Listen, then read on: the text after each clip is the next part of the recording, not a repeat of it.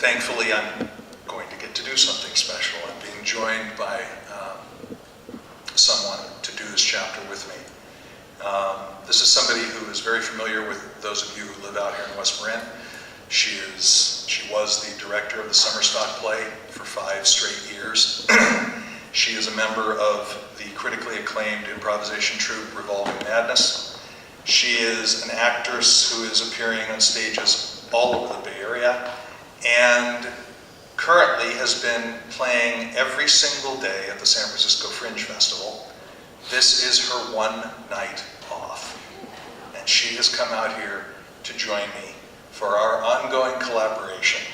I'd like to introduce Lauren Pizzi.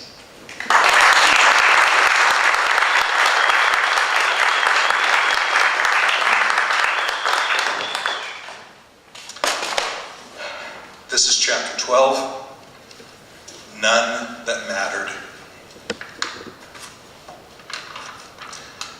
Sister Mary Teresa would have made a great mom. She would have been the president of the PTA for as long as she liked. She would have been the mom all kids treated with respect and enjoyed spending time. She could have been anything, and she would have brought joy to whatever she pursued. However, she became a nun. It wasn't out of obligation or guilt or fear of living a conventional life that she made the choice. She believed in God, and she felt being a nun was the best way of serving Him. By the time she'd met Mark O'Byrne, she'd been a nun for 9 years. During that time, she was rumored to have faced temptation and brushed it aside with the grace and aplomb of someone doing exactly what she wanted to do. She seemed to make a conscious effort to enrich the life of every child she met. She was the most loved teacher at St. Monica's. Her faith was the most persuasive Mark ever encountered. She was the first person he met that made being Catholic something other than repugnant. Though she was never able to persuade him to believe, she succeeded in helping him understand the right to faith, whatever forms that took. Though her own faith in God never wavered, she was more open-minded on the question of belief than any person he'd ever met. She embraced diversity and often pointed out events around town celebrating different cultures and religions. A few of the kids affectionately referred to her as Mary Poppins. One day, this reference was overheard by the Potamus, who immediately pointed out that Mary Poppins was not Catholic. 6th grade was the only year of Catholic education Mark enjoyed. He wanted so much to please this good person, and she required so little to be pleased. She could be stern, though she hardly ever raised her voice and never spoke disrespectfully to any student or adult.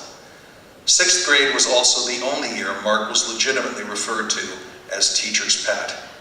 They got along well right from the start, but it was in the weeks following the unfortunate fight with Caveman that Sister Mary Teresa cast her full light on him. They established a strong rapport. Everyone in class noticed this, and a few were envious, but no one protested, because despite her efforts toward Mark, none of the other children ever felt slighted. The older kids she taught in previous years reinforced the 6th graders' feelings toward her on a consistent basis. Everyone loved her, and she loved them back. It would be fair to say, however, that she loved Mark a little more. One day, Sister Mary Teresa told Mark to stay after school because there were a few things they needed to discuss. She told him this during lunch while he sat alone under the one tree. She told him not to worry, he wasn't in trouble, and she was going to call his mom and let her know when he'd be coming home. Mark looked forward to his time after school with Sister Mary Teresa. The final bell for the day rang and the class emptied, just like most days. Mark stayed in his seat and continued to read. Ironically enough, he was reading from the Bible. Changing your reading habits? Mark smiled at the humor, though in truth he'd spent hours reading the Bible and quite enjoyed certain passages, especially Revelation. Beyond that, the Bible was still his favorite book to read on the throne. So what's up, Sissy? Sister Mary Teresa didn't mind being addressed casually in private. It would not be tolerated in front of the class. And Mark would never presume to address her in this manner around anyone else. Well, Mark, the reason I asked you to stay today is I think we need to discuss a few things. Wait a minute. Let me start over. Truthfully, it's more that I want to ask you about some things. Would it be all right if I asked you about some things? Like what? I want to know more about this thing I think you do. This energy of yours. I want to know how you do it. I want to know why you do it. I want to know what makes you decide when to do it. And I want to know who else knows about it. I want to know what you intend to do with it. Is that all? I thought you were going to ask me about religion. Well, we might get into that. Hopefully not. Well, we'll see. But I just want to know a few things about what you do, and I want to talk with you about what I perceive as your other gifts. Are you doing this with every kid in class? Well, no. I try to speak with each of the children as individuals and know them as individuals, but it seems to me that your needs are different, and I felt we should speak in private. Mark understood what she was getting at, but he had no desire to speak in riddles, so he advised his teacher. We're not going to talk about the stuff you think I do or the stuff you think I might do. That's between my family and me. But if you want to talk about classroom stuff, that's okay. What do you want to know? Sister Mary Teresa looked as though a door had been closed in her face. She had only his best interests in her heart, and Mark knew this. Yet he wouldn't reveal anything about himself other than what pertained strictly to her job. She was disappointed, but there was no other choice except to comply. Mark, you're doing wonderfully in your studies, better than I anticipated, yet no better than you are capable. It's rewarding to watch you apply yourself to your work. It's obvious that certain subjects hold no great interest to you, religion being the prime example. But you're working responsibly and maturely, and I sense your best effort in most things. The only problem I have with you is your behavior on occasion in class. Your heart is good, but you're rude at times. In certain moments you seem compelled to draw attention to yourself. You have clever things to say, but your timing is inappropriate. You interrupt me and you interrupt your classmates. I know you think you're helping them, like when you finish their sentences for them, but they need to learn how to finish things on their own. That's the best way to learn. There's a time for your comments and your help, and you need to allow me the privilege of creating that time and opportunity. Go on. You thrill me and you concern me. You know things instinctively that most other children, or even adults, are not aware. It seems to me that this sort of knowledge could be both a blessing and a curse. Do you know what I'm talking about? What do you think about what I'm saying? I'll tell you what I think when you're finished talking. That's it. How do you know that? I just do. Am I wrong? I mean, you're not finished talking yet, are you? She was outmatched, and she understood why other teachers and certain parents viewed this child with suspicion. It was the age-old fear of the unknown. No, you're not wrong, Mark.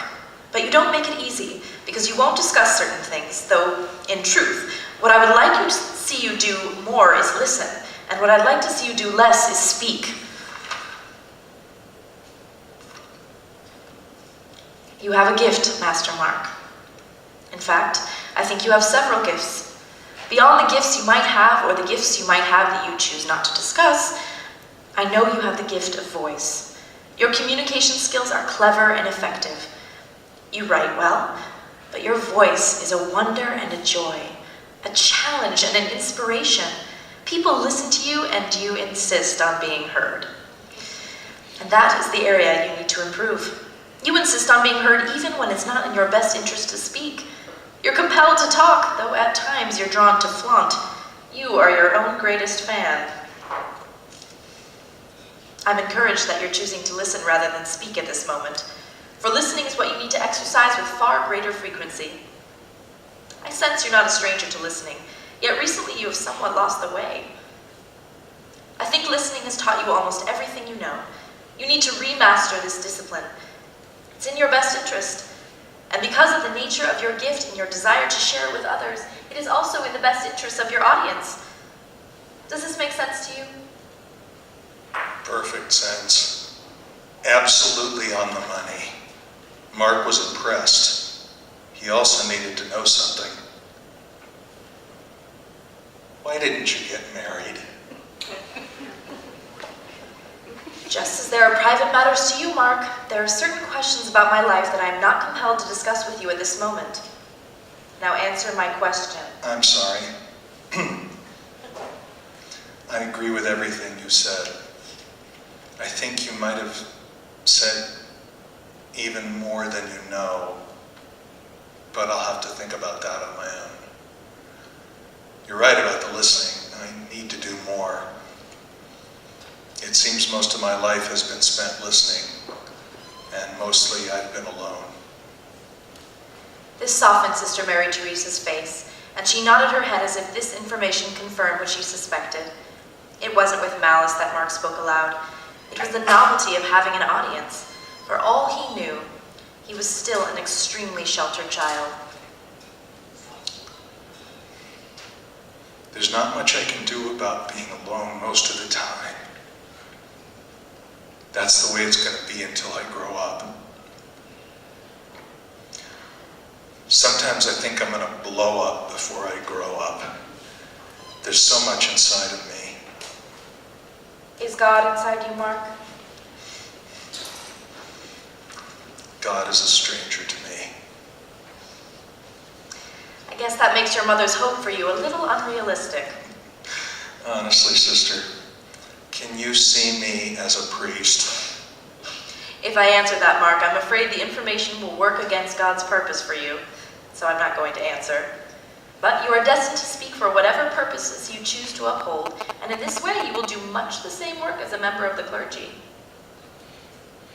That's an interesting way of putting it. Thank you, Mark.